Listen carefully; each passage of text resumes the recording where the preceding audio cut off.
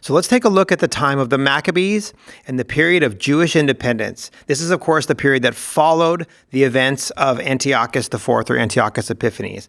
So we want to look at the result of what he did. But first, what we need to do is we need to talk first to understand kind of what was going on within the Jews at this time.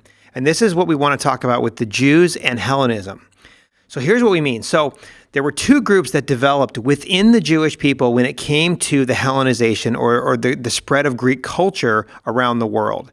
So when we're talking about the Jews, there were two camps. There were the Hellenists who supported the Greek culture and all that it brought, because Greek culture brought a number of really good things. They brought a common language. It was an affluent culture. It was supported by other nations, and it was kind of the way of the world, or it was seen as progress. But there was another group called the Hasidim, and the Hasidim opposed Greek culture heavily. And the reason why was because they considered that it was paganism. It was everything that Judaism was not. It caused Jews to forget their covenant roots and the covenants that God had made with this people. It was a completely competing worldview. It had hundreds of gods. It was fleshly, it was carnal, and it was everything that was not Jewish. And as we saw in the previous video with Antiochus IV, it threatened their very existence as a people group in the first place. So there was this conflict, these differing perspectives within Jews when it came to Hellenism. There's another dynamic, that's really important, and that is the class dynamics, because there were upper class Jews and there were also lower class Jews. The upper class Jews tended to support Hellenism more, and what happened was that many wealthier Jews began to associate more with other wealthy people, regardless of their race, than they did with their own poorer countrymen and women. So there were many Jews who aligned themselves with Greek culture instead of with their own people. And a lot of the lower class Jewish people opposed Hellenism, and they opposed their own countrymen and women, because they basically felt that they had sold out their own people to be part of Greek high society. So there's a number of dynamics that are at play during this time where you have upper class and lower class, and you have those who support the Greek culture, the Hellenists, and those who oppose it, the Hasidim.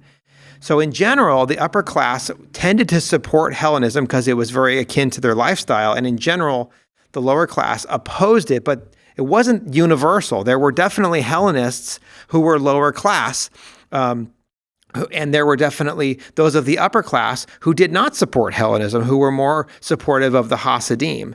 So you have this dynamic that's at play in the background of when Antiochus, when we see this event happen, when he just desecrates the temple, what happens is that a revolution that was brewing comes to the surface. So as we understand what was going on with the Jewish people, now we have a bit of insight into what happens with this Maccabean revolt. So let's talk about the Maccabean revolt from 167. Okay, so you can see in the background there's a map showing that the Seleucid Empire was now taken over Palestine. So here in 167, what happens is that there's an event where a Syrian soldier tries to force a Jewish priest named Mattathias to offer a pagan sacrifice. This is when they were trying to eradicate Judaism, and this took place in a town called Modin, right there outside of Jerusalem. So the Syrian officer tries to force this Jewish priest, Mattathias, to offer a pagan sacrifice. Mattathias refuses. He doesn't do it. So what happens actually is another Jew says, well, I'll do it. And he begins to walk forward in order to offer the sacrifice. And this infuriates Mattathias. He kills the soldier and this other guy. And he and his 5 sons flee to the mountains. And what happens is the Hasidim, those who are opposing Greek culture, who did not like the Greek influence, they hear about this event with Mattathias standing up to this Syrian or the Seleucid soldier, and a revolt begins because the Hasidim now join up with Mattathias and his sons, and a revolt begins. And this is how the Maccabean revolt starts. So Mattathias actually ends up passing away shortly thereafter in 166, but his son Judas leads a revolt. And Judas was nicknamed Macabees, which meant hammer, because Judas was an incredible military force. And what happens is that Judas leads a revolution, and he overthrows the Seleucids or the Syrians, and he takes back the Jewish temple 3 years to the day after Antiochus defamed it with the defamed sacrifice of the pig on the altar. And so what he did is that they reinstated Jewish sacrifices and rituals. They set the temple right. And the feast or the celebration of Hanukkah was created to remember this incredible day where the Jewish temple was reclaimed for the Jewish people. So that event takes us out of the Greek period and now into this third section, which is the period of Jewish independence, into 166 all the way up to 63. So let's talk about this a little bit. So this period is important. And so if you look down there, you start to see some names appear during this section, and these names become really important. We've already talked about Mattathias and his son Judas Maccabeus. But you can see there's a sequence that happens between the 5 sons of Mattathias. So Judas Maccabeus, he dies in battle, and his brother Jonathan becomes the new high priest. You can see him right down there on the timeline. Well, he gets executed, and then Simon becomes the high priest. Simon gets executed, and finally, the last of Mattathias' sons, John Hyrcanus, becomes the high priest, the leader, and greatly expands the kingdom of Jewish independence and inaugurates a new dynasty called the Hasmonean dynasty. He also destroys the Samaritan temple that we mentioned earlier, and this greatly angers the Samaritans. We even see this animosity when we get to the Gospels as well.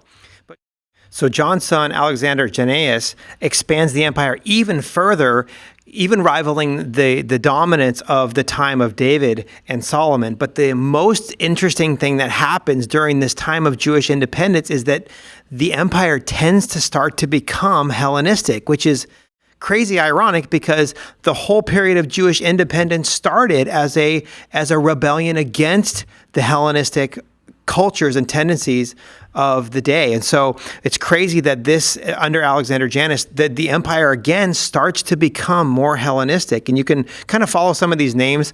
It's a little bit hard to track, but as we get down to John Hyrcanus and Alexander Jannaeus, you can see that they have 2 sons, Hyrcanus II and Aristobulus.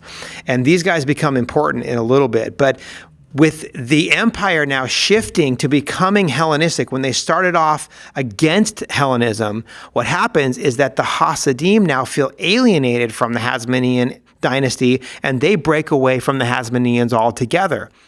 And what's cool and what's interesting about our study of the New Testament is that these Hasidim now form 2 new groups, the Pharisees and the Essenes, both whom we read about in the Gospels. There's also a third group that develops, the Sadducees. And the Sadducees, although they're often lumped with the Pharisees, they were very different. The Sadducees supported the high society, the Hasmonean priesthood, and they were closely aligned with upper-class Judaism and the aristocracy and the priesthood in Jerusalem.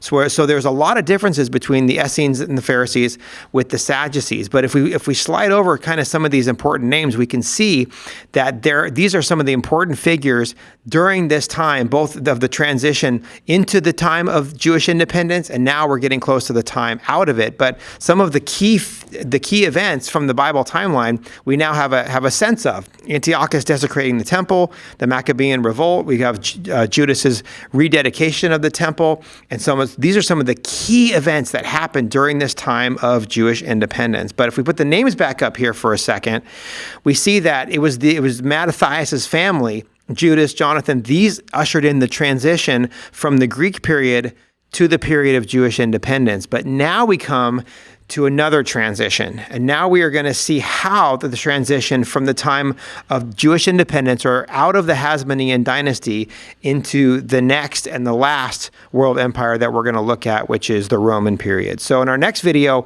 we want to take a look at the Roman period and how the time from Jewish independence transferred into Roman dominance.